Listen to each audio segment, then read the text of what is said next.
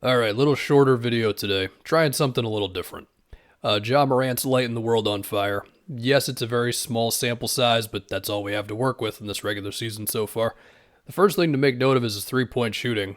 He made a jump from outside last season, and the early signs suggest he might be doing it again. And it's not just catch and shoots, he is getting into his pull-ups and his step-backs a little bit, working around screens or just pulling up in transition sometimes. So last season, Ja attempted about 2.5 pull-up three-pointers per game, which NBA.com would tell you is step-backs and pull-ups. And to state the obvious, if Ja Morant is making jump shots off the dribble consistently, good luck, because we all know how terrifying he is going to the basket. I think they've also been doing some stuff with Ja off ball, like here where they have backup point guard Tyus Jones in the game with him, so Ja can operate on the opposite wing and then go off the catch.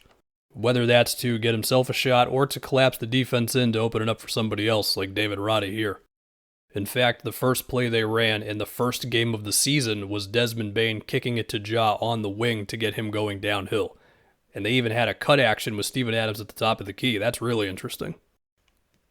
They could run a million Ja pick and rolls a game, and it's still going to be a lot of those. But anything extra to keep the defense guessing, I mean, why not?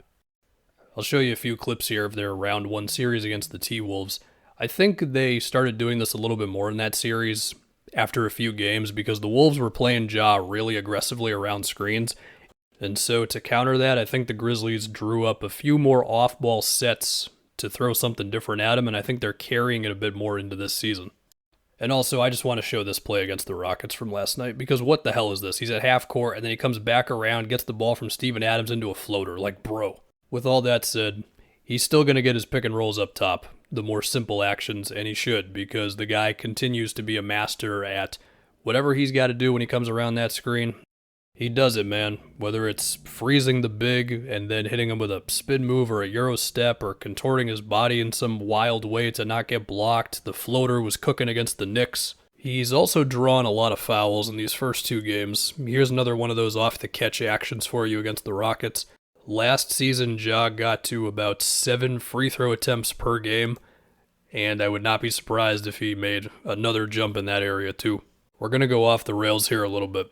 He's got 3 block shots in the first 2 games, and these 2 chase downs, these LeBron-esque blocks, bro, these are insane. Like, dude, he's 6'3". I also just want to look at some pretty passes. We're just going to enjoy some basketball for the last 20 seconds. That around the back to Desmond Bane, I could never do that in my life. Then he has this to Brandon Clark where he fakes like he's going around the back, goes back to himself anyway, throws it backwards. I just probably messed that up. And then for the very last one, on this Ja Morant video, I've got to show you an assist to the backup, sometimes starting point guard Tyus Jones, because I just love Tyus Jones, so he deserves to have his bucket shown.